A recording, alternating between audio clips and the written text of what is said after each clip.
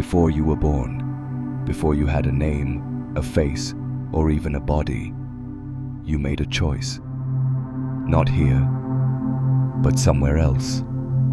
Some call it the in-between. Others call it the realm of light. It's the place where souls gather before stepping into the river of time. And there, in that place beyond the reach of memory, you made an agreement. Not with another person, but with life itself. The ancients spoke of it as the soul contract, the blueprint of your journey, the lessons you agreed to face, the gifts you promised to carry, and the challenges you vowed to overcome. You don't remember signing it. You weren't supposed to, because forgetting is part of the plan. In the old teachings, they say a soul contract isn't written on paper, it's etched into light. Before entering this world, you stood before what mystics called the Council of Elders. Not rulers, not judges, but keepers of wisdom so ancient, time itself bends around them. They showed you the tapestry of your future life, the people you would meet, the crossroads you would face, the pains that would break you, and the moments that would make you. And you didn't choose the easy path. You chose the one that would shape you into who you came here to become. Because souls do not seek comfort, they seek growth. When you agreed, the memory was sealed.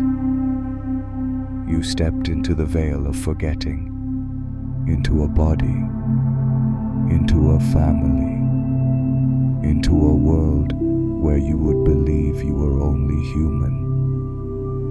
But every now and then, the memory stirs. In a dream you can't explain. In a déjà vu so strong it chills your spine. In a strange pull towards someone you've never met, but feel you've known forever. These are not accidents. They are fragments of the contract, leaking through the veil. Forgetting wasn't a flaw in the design. It was the design. Imagine starting a game already knowing every move, every obstacle, every outcome. There would be no growth, no discovery, no reason to play. In the realm beyond, you understood everything. There was no fear, no loss, no separation. But here, on Earth, the rules are different. Here, the soul must wear the mask of the human. Here, lessons are learned through experience, not memory. And so the forgetting became a gift. The gift of surprise, of choice, of real transformation. The Buddhists call this the veil of Maya, the illusion that hides the truth so we can rediscover it.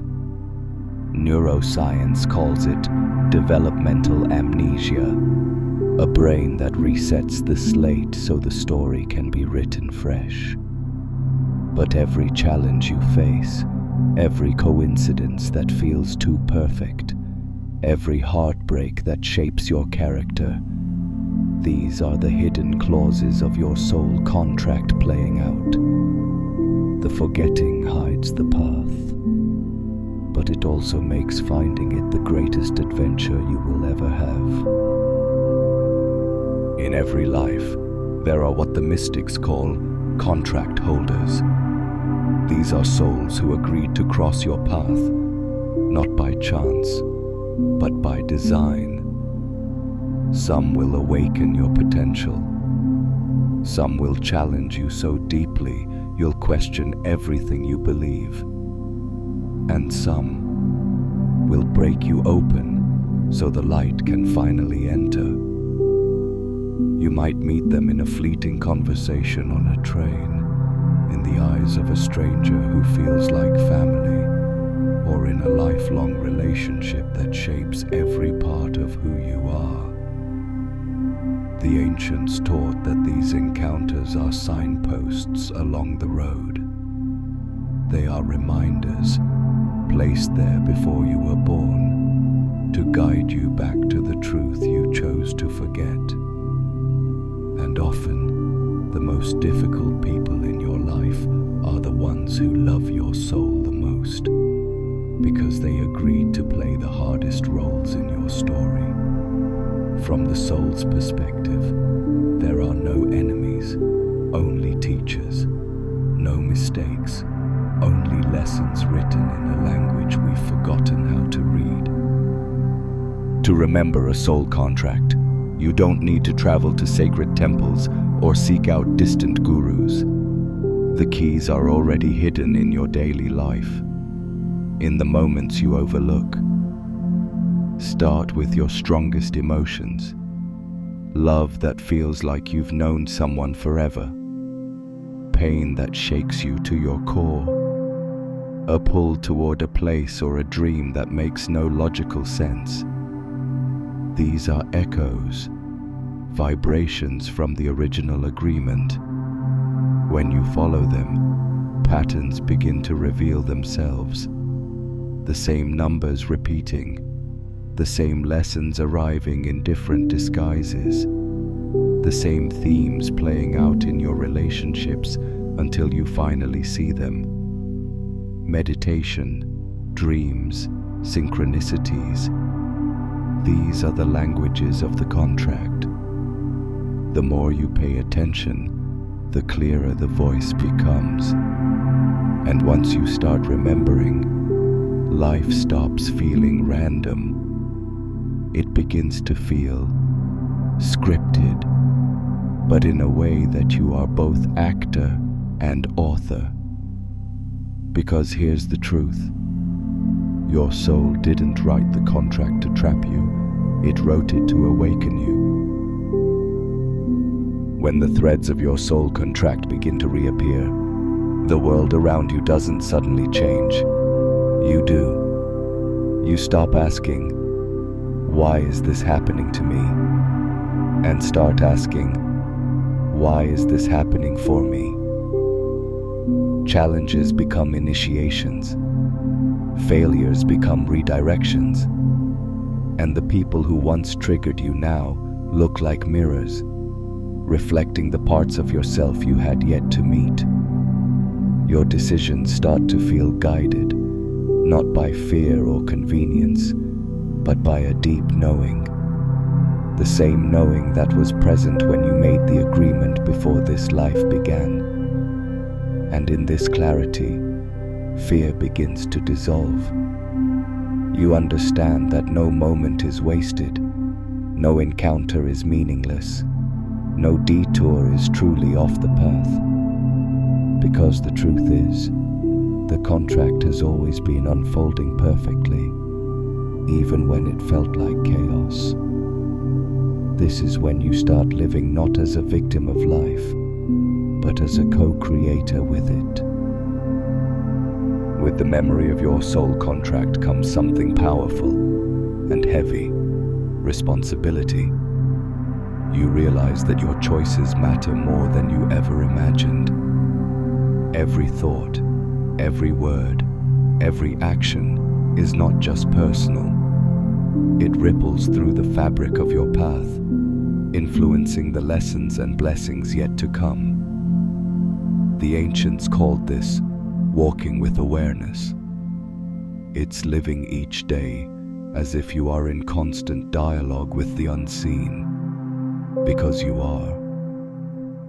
This doesn't mean avoiding mistakes. It means seeing mistakes for what they are, course corrections built into the design. It means treating every person you meet as part of the sacred play, even the ones who test your patience or break your heart. And it means accepting that the contract isn't fixed. It evolves as you do. The more you grow, the more the script bends, opening new possibilities you could never have imagined at the start.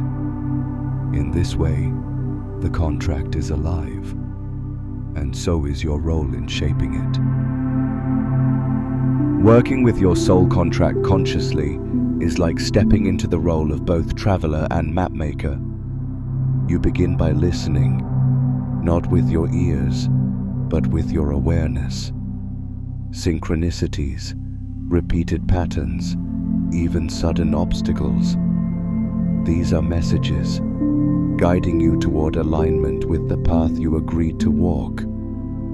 The key is presence. When you are fully present, you stop missing the subtle signs. You see the opportunity hidden inside the setback, the teacher hidden inside the stranger, the opening hidden inside the ending. Some traditions teach ritual, meditation, journaling, sacred prayer to keep you in dialogue with your higher self. Others simply teach trust, the art of moving forward without needing to know every detail in advance. And as you work with the contract, it begins to work with you. Doors appear where there were walls. People arrive just when you're ready for them. Your life starts to feel less like a random sequence of events and more like a perfectly timed unfolding.